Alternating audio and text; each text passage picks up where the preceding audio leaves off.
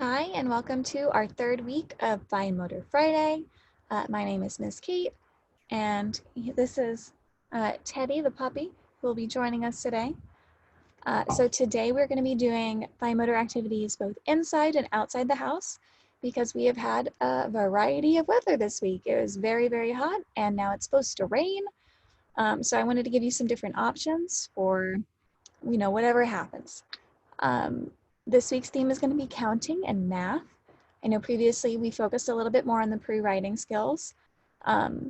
If anything this week seems hard, you can always go back and adapt whenever I show you to the pre-writing skills. Again, some of the materials that we use will be small and, are a possible choking hazard if they end up in someone's mouth. So adult supervision is required at all times. And again, this is not OT. This is just some fun fine motor activities that the kids would be doing in the classroom with their teachers and their paraprofessionals if we were all at school together. And since we're not, I thought I would contribute some fun ideas. So without further ado, let's start our first activity right now. Okay, so the first activity today is going to be clothes peg counting. So I don't know if you have clothes pegs at home, but I do, so that's what I'm going to be using. And I have these pre-made little boards, little cards really, where we do counting. And I use a little clothes peg, and we have different numbers on the clothes peg, so you can use them to identify the correct number. So we'd say, oh, there are 3 ladybugs. Ooh. There are ladybugs on this card. How many are there? And we'd go 1, 2, 3. Okay, so we need our clothes peg with the number 3. And we would clip it on here. And again, we're going to make sure that we're not using our whole fist to put it on because that makes it harder to be more precise on where you're putting things. But again, we want to use these 2 fingers to do the work. Okay, so since I already have those, that's what I would use. If you don't have that at home, that's not a surprise. I don't think everyone does have it at home, but you can definitely make your own. Another option, if you don't want to just do it as cards, you can make it as a game. And if you have like a dice that comes with, any kind of board game that you have at home, you can roll the dice, count how many, and then find how many of whatever creatures. So say if I rolled the dice and I got number 4, I would count which of these dinosaurs is number 4. Let's see, this is 1. That's number 3. Oh, right here. 1, 2, 3, 4. And then I would use my clothes peg with the number 4 on it. And these 2 fingers again to clip on. Perfect. Now, if you don't have this, don't worry.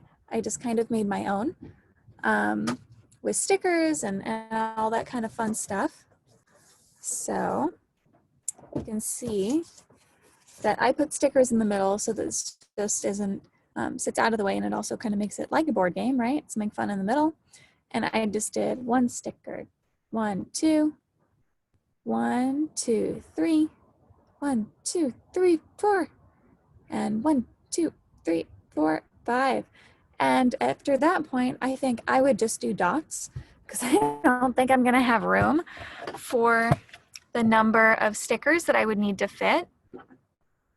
So it's any way that you can make it fun, right? I thought that stickers would be more fun, so that's what I did.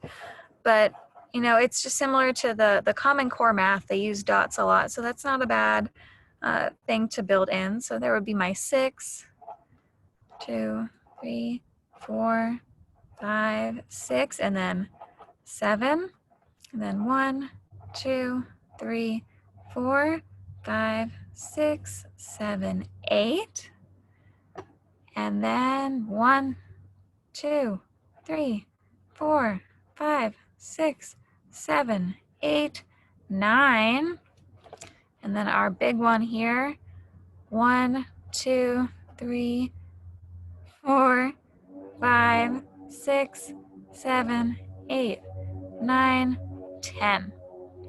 So you can make your own just like this. So it's got the different number of dots that would be appropriate. And again, as long as you've got your clothes pegs with the number written on there, here I have number 5, I would just clip it on the right one. So this is again just working on working on our math skills, right? Identifying the number of objects to the number that we have. And this one was 5, so this would be the correct matching one.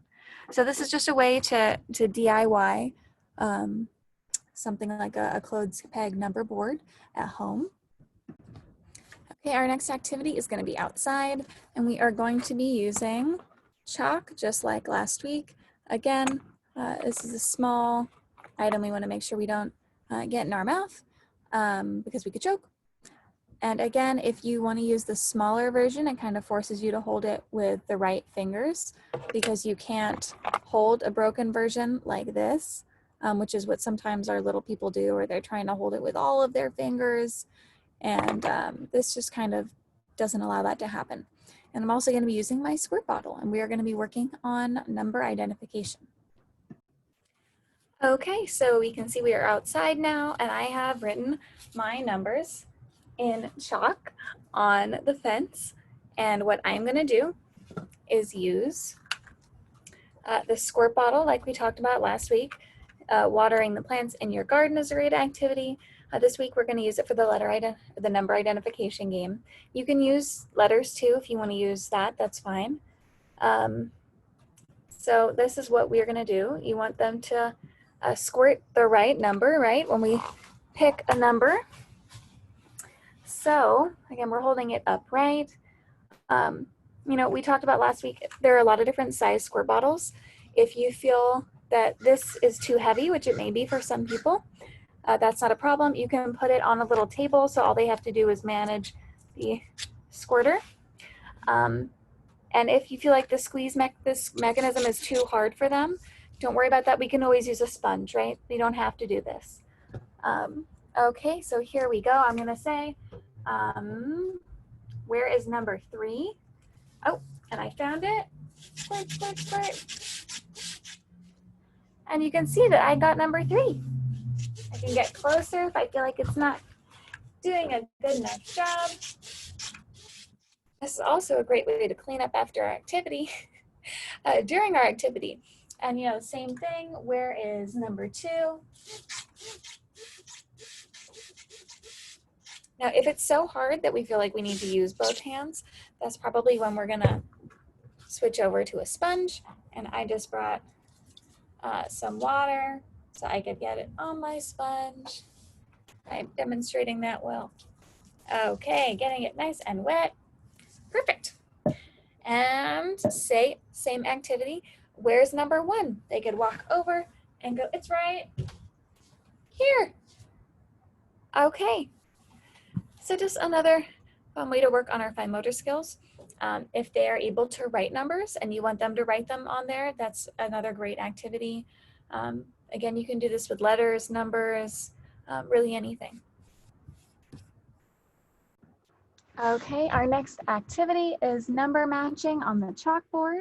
I'm a fan of using easels because then we're writing against gravity, which is a fun exercise. Okay, so I've written numbers 1, 2, and 3. And then I have the corresponding dots over here. And again, you can do this on the fence or on the side of your house with chalk if you want, or on the ground, really. So here I'm going to match number 1. I'm looking, how many dots is this? 1, 2, 3. Oop, that's not number 1. What about this? 1, 2. 1, perfect. Okay, and then I'm gonna connect the dots. Okay, next, number 2. Is this right? No. Is this right? 1, 2. Okay, and then I'm going to connect. And then my last number, number 3. 1, 2, 3, perfect, right up there. Okay, so just another fun